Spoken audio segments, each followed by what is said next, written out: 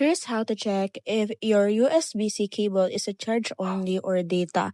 So the first thing that you're going to do is the comparison. So the first side or on the left side, you will see there a USB-C port, which means it is a data.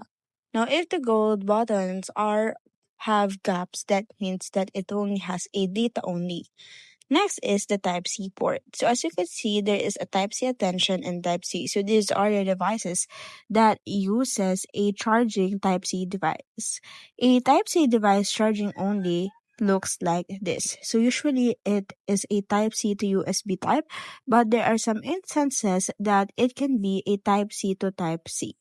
The last thing that you can go ahead and check is to see if the Lightning and USB is the difference. So the Lightning has a very thin layer while the USB has a regular charging speeds on both USB-A and USB-C cables.